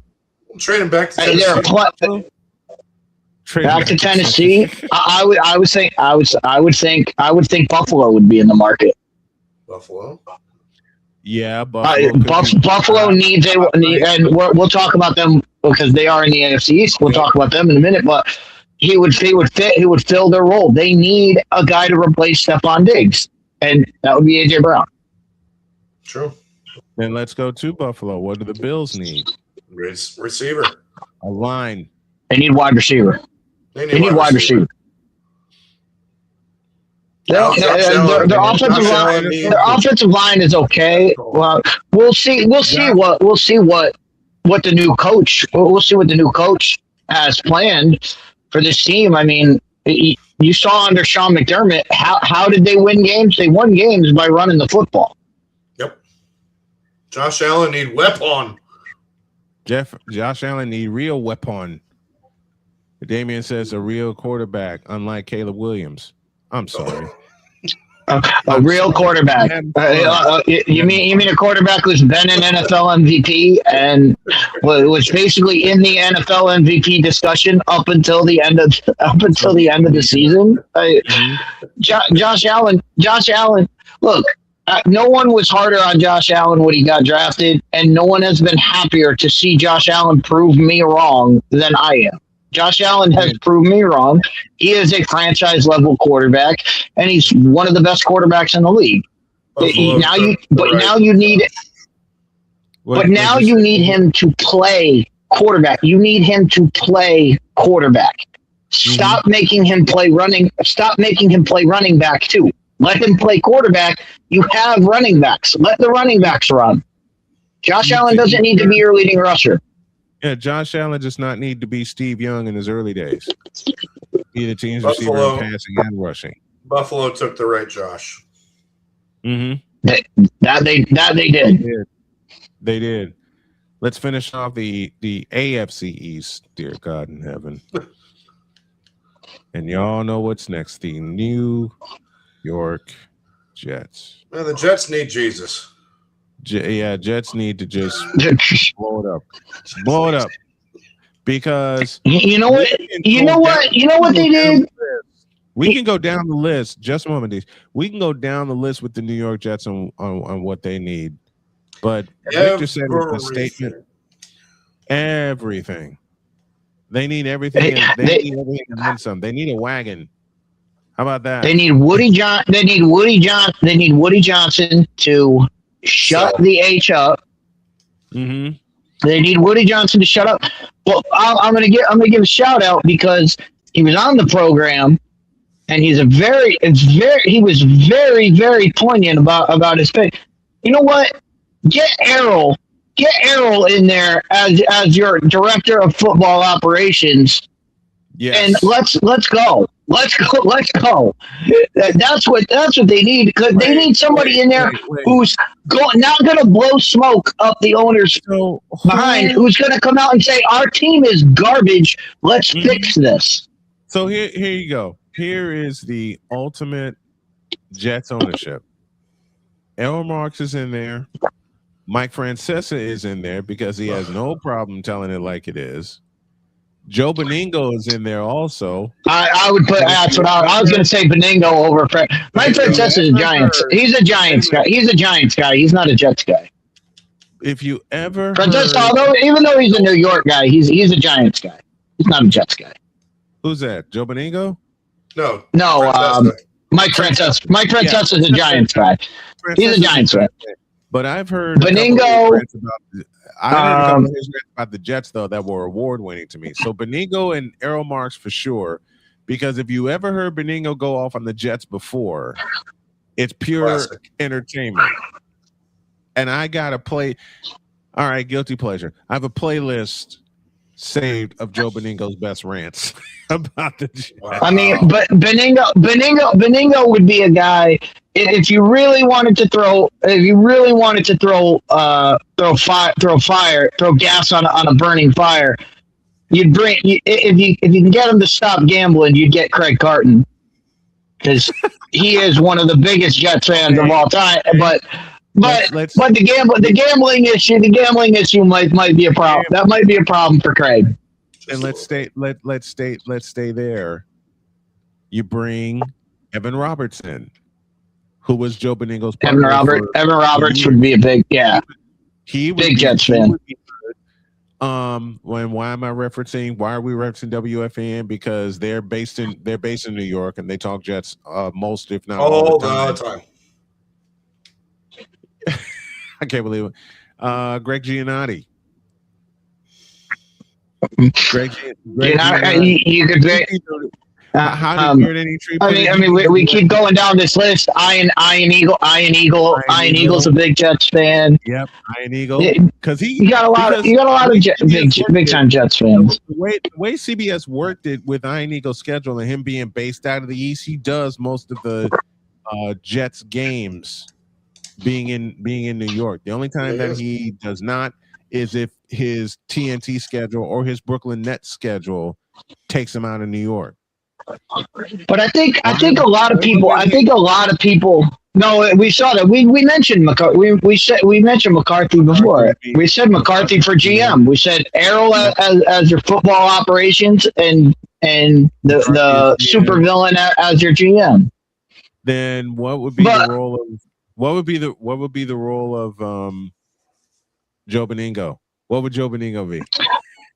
I think Joe would be your he'd be your spokesperson. I'd have him out there as my media guy. Right. Then what would we But no, to the actual point of fixing the Jets, a lot of people are going to focus on they had no interceptions. They need to fix the secondary. Mm-hmm. I think that's looking at it backwards. How do you get interceptions? You put pressure on the quarterback. They need to beef up their defensive line. They need to beef up their pass rush. And that's why I've always said Ruben Dane at number 2 or some combination of I like what Errol said about getting the linebacker. I think the linebacker from Alabama, who's really good.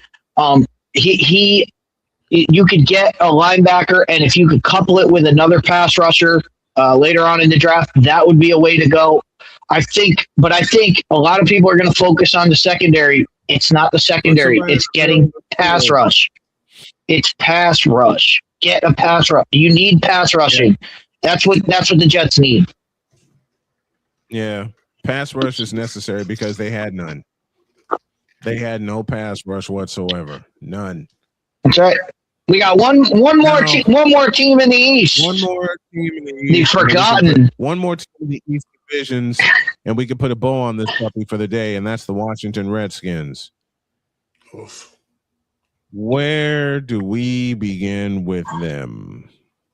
And Deets, I'll go to you first. Where do we begin with Washington? First thing is they got to get Jaden Daniels back to being Jaden Daniels. Mm-hmm. And how do you do that? Well, you protect them.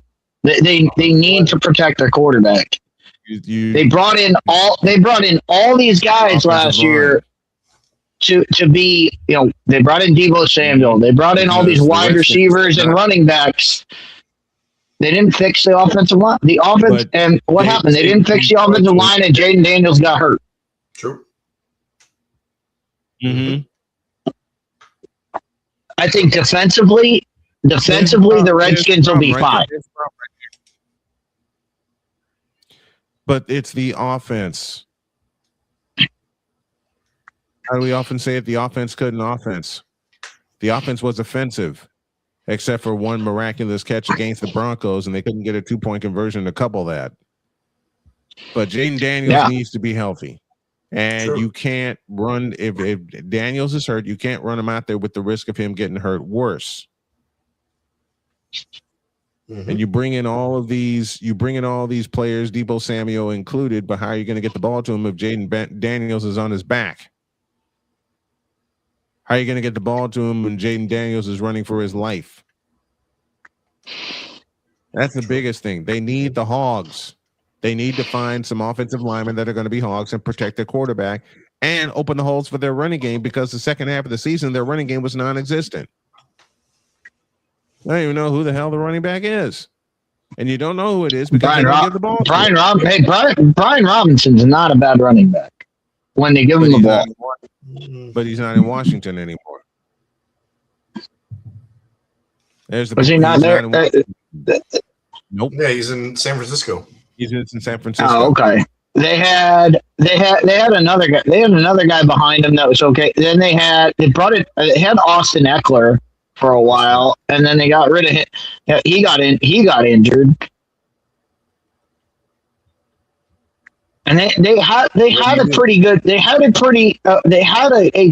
running game when Jaden Daniels was there. Once Jaden Daniels wasn't there, they weren't able. Everybody knew. Hey, we can stack the box, and you can't run against a stacked box. In the NFL, you cannot run against a stacked box, and you have to have a quarterback that can get out of it. And so you have to keep Jaden Daniels healthy. How do you do that? You beef up your offensive line. It'll help your running game. It'll help everything. So let's go back to the old. That's the fix. Old school, like you go back to the old school and beef up your offensive line. Give him the hogs. Give him the hogs. Yes. You get a Jim Lachey. You get a Jim Lachey in there. Jim Lachey, Russ Grimm, Joe Jacoby, RC Tillman. Who was their center for the longest time? Jeff Bostic. Players like that. That's what Washington needs. They need linemen like that. And then on the defensive side, you do the same. You get the same thing. Oh, the defense is going to be okay, but they got to get some more pressure on the quarterback. Defense will be fine. Defense will be fine. Dan Quinn is a master. Is a master defense. Anyone who says differently.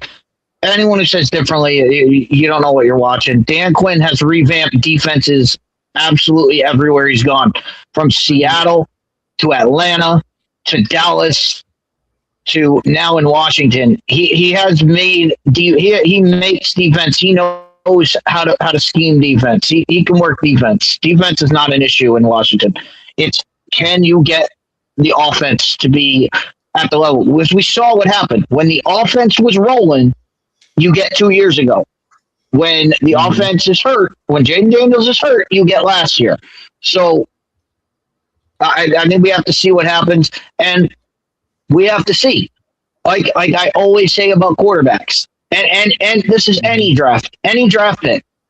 You have to give them at least 3 years. You cannot take, this guy was great his rookie year, so he'll be great for the rest. No, because the next year they might have a downturn. The next year, a guy might be terrible their first year. Come out their second year, be guns blazing. Third year, you have to see what is the outlier. Is the outlier the great year, or is the outlier the down year? And then you may get Zach Wilson all over again, although I don't expect that to happen in Washington. Oh, no. Last question of the day, gentlemen. Who is going to be the quarterback for the New York Jets? Who are they drafting? If I were them, I would. If I were them, I wouldn't draft a quarterback. Yeah, I just wouldn't. Okay, I just wouldn't. And if I'm gonna take a quarterback, it's gonna be in the third round. It's gonna be a third round quarterback, and we say, you know what? If this guy's good enough to start, let's start him. If we hit like a Russell Wilson, then. Outstanding. Then we've hit our guy, and we've got him at a third round, and we got him at a third round contract that we can now build our team around. So who would be, I who think you guys think would be the guy? Who would be there? The guy to take there? Drew Aller. If he lasts that long. Sawyer Robinson. I'm trying to think of guys who would last till the third round. Guys who would last till the third round. Sawyer Robinson from Baylor. Sawyer Robinson's a good. That's a good choice. Okay, Pizza. Why Sawyer Robinson? He just. I think he's gonna be. He's gonna be a solid game manager at the next level. If you know what I'm saying. Okay. I mean, he doesn't really have the prototypical arm or anything like that. That would fit that. Mm-hmm. You know, a guy that would fit that role for them, and you probably would get him in the third round. Luke Altmaier from Illinois. Look at Luke Altmaier from Illinois. He'd be the same. He'd be the same thing. He would get a chance to learn if they don't give him the keys already. He's got experience. What about Carson Beck? Carson Beck is. I don't think he lasts. I don't think he lasts. No, I don't think he lasts in the draft. I think somebody's gonna take Carson Beck late in the first round, or trade back into the first round to get Carson Beck. I think Carson Beck goes in the first round. Interesting. I think he goes somewhere in the first round, somewhere late in the first round. I think late first round, not a top level guy. Somebody's going to snatch him in the first round because of because of his achievements alone. 2 national championships, competed for a third. Someone's going to snatch him in the first round, or someone's going to trade back to snatch him in the first round. But Carson Beck is gone before round 1 is done. Okay. Yeah, I think so too. I think if he's sitting there at the bottom of round 2, I think the Jets could be somebody who could make a play for him. For him there, if he's on the board in the third round, absolutely take him. See what you can get from. And like I said, anybody the Jets get this year, see what you get. If you hit a diamond in the rough, awesome. Same thing I said about Miami. If you have a great season, awesome. If you don't, you're in the Arch Manning sweepstakes. You're in the Arch Manning sweepstakes next year, and you're with all the guys I mentioned before. There's about 6 or 7 quarterbacks that you can take next year, as opposed to the 3 guys this year that are bona fide. The rest of the guys have a lot of question marks, and even the top guys this year have question marks. And I've mentioned them about Fernando Mendoza. Fernando Mendoza is a great quarterback. He's a good quarterback. But at the NFL level, does he have the NFL arm strength? Does he have the NFL arm strength? And can he develop it, or can he play without it? We've seen him play in college without it. Can he play in the NFL without it? That's a big question. And with the team that's potentially going to draft him, he'll get an answer to that quickly. We got to get out of here. Tomorrow we'll break down. What do y'all want to do? Y'all want to do the West Division next? Let's do the West. Tomorrow? Let's do the West. We're going West tomorrow with our division breakdown of what teams need to return to the Super Bowl, save Seattle since they just won the doggone thing. Don't forget tonight, SEC Monday, as the Oklahoma Sooners take on the Vanderbilt Commodores. That incorrectly read 7 p.m. The pregame time is 8:30 Eastern time. 8:30, because the tip-off is at 9. And Jen, I'm going to have to give you your belts tomorrow because something happened. It's okay. Are you feeling better? Yeah, my back's better now. Good. We're gonna get on out. We're gonna get on out of here. Have a great day. God bless. Remember to make your next move your best move, and always remember, if your dreams don't scare you, they are simply not big enough. Dream big, do bigger. We are. We hope y'all are too. Thanks to all my panelists. Thanks to everybody in the chat. And do me a favor, folks. If you're on Twitch, I want you to follow this cute Empress, Genevieve_Yoso. We're out of here. See you tomorrow.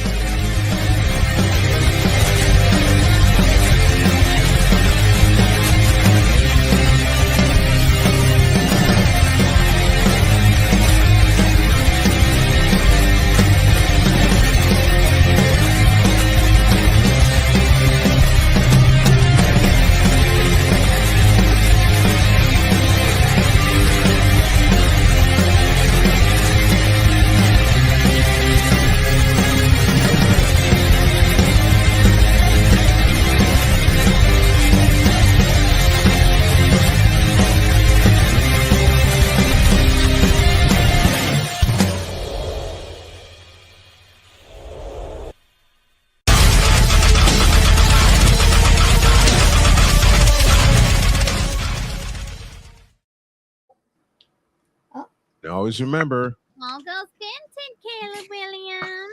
I'm out. That's it.